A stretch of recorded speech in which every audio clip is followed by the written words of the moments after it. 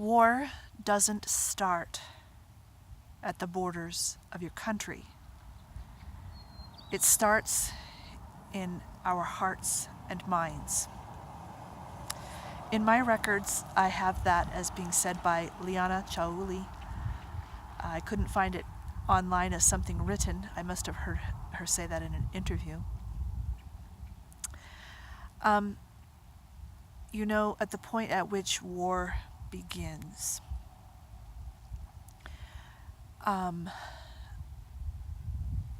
is not the point at which the war began. There is a very long lead up to that, and not just in terms of events and posturing and anger and decision making and things like that. Those are obviously part of the lead up, but there's also a lead up in terms of paradigm and possibility, and that's in our hearts and minds. And for me, war is a pretty wide net. Of course, we have wars, obviously, on a world basis. The powers that be are playing a very dangerous game with their wars. And it is not a game for the rest of us. There's also the wars that we can have just over our own, our neighbors and in our families. Just the smaller things that we do that constitute war when we're not in harmony with one another. So I kind of mean both of those. I do want to concentrate just a little on the side of the national and international wars. This is an endless subject, so obviously I'm just going to take a few minutes and highlight something. One of the lead-ups to there being war, one of the preparations in our hearts and minds, is the legitimacy of war, of considering war legitimate. And what this means is that many of us have war on the table. There may be reasons and criteria, and we might want to use it as a last resort, or we might want to use it as a first resort or a medium resort. We all might be different in those ways, but it's definitely on the table. We've thought of it. It's been it's been idealized that it's an idea. It's an invention. War is an invention. It's not anything natural. War is not natural to man. Having some kind of conflict is natural to man, but having war, like soldiers and militaries and all the things that we do today to move the pieces on the board, is not natural. It's completely invented. And in fact, just one difference is, for example, the tradition of a soldier is much different than a tradition of a warrior, for example. A warrior also might participate in some war, but there's a or defense or protection, but there's a very different, and I'm not saying either way is better or worse. Actually, I am saying that the way of the warrior is, my fave, but it's not the same thing as a soldier. And I'm saying that not to diss either one, or my point is that there's a difference, and my point is that we've invented them, for better or worse, whatever your opinion turns out to be. But it's legitimate. And it's hard not for it to be legitimate in the world we live in, because when we're born, all the people that are being born, it's already been happening. It's been happening for decades, for hundreds of years. War has been going on. For thousands of years, war has been going on. It's really hard to take it off the table, to not think that there might be some times when it would be useful, even in the righteous sense. And I want to challenge that. War is not legitimate. Out of all the things that we could be creative about to solve our issues, I think war is an anti-solution. It doesn't do anything except enrich people that enriches and that sort of thing. It doesn't do anything for us.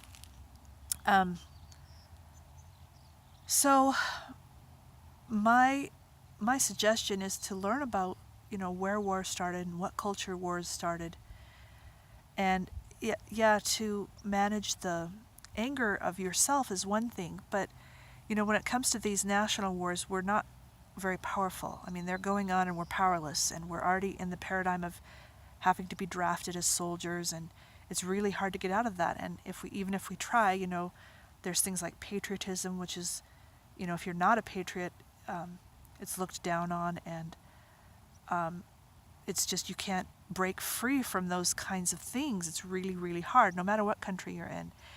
And we reverence soldiers, and I can understand that, and because it's cast in the light of protection.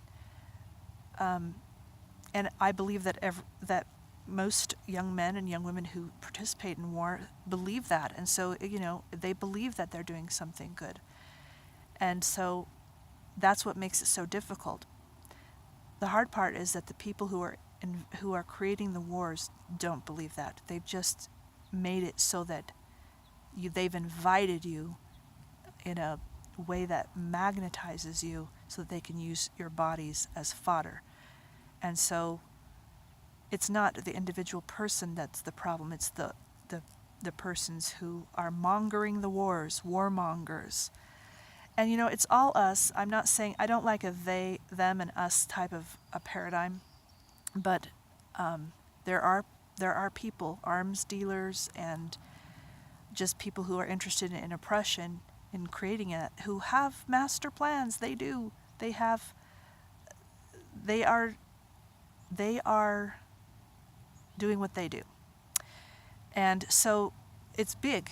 It's like, how can one person push against that? It's almost impossible. And so you really can only make an individual decision about what you will and will not participate in. And you can only make, if you want to go farther than that, to speak up about what you believe. And then if you want to go farther than that and have the strength and energy, maybe there are some things that you can get into. And I don't mean just to protest war, because I don't really find protest to be a very effective way to do things either. We have to be even more creative than that, because protesting is just another war. That's just taking a position and fighting again. And I'm not even sure what the answer is to dissolving. My word is dissolve. I want to dissolve the oppressions. I want to dissolve the wars. I want to make them irrelevant. I want them to be eaten up by something so good and so loving that they just kind of disappear and fly away. I don't know if that's real, but that's what I'm imagining. And but I'm not doing a call to action, just to think about it and think about what legitimacy is and what invention is. And if we can invent war, we can invent other things, and how we can communicate and have conflict with each other. And the nations are not real; they're just borders drawn on a map. We do have our heritages. We have some very beautiful heritages all over the world that need to be preserved. Some of them are very large. Some of them are minor and getting, possibly being lost. Cultures and languages being lost in the shuffle. And all of these things deserve to be preserved and to have peace and prosperity. But the actual nations with the borders, those aren't real. Those are just, we drew them on the map, and we're fighting about them. And most of us aren't even angry, because we're just family people. We're just people trying to do our best. And I don't have a problem with anybody in Iran. I don't have a problem with anyone in Saudi Arabia. I don't have a problem with anyone in Africa. I'm a person, they're a person. I'm a mom. There's lots of moms all over. I don't have a feeling of war toward these people. But when I'm in a nation that is conducting a war, and they're in a nation that has to make some sort of response to participate in that, it just makes for the world we live in, which is not so good. So just think about it a lot more deeply and try to delegitimize war in your own mind and heart.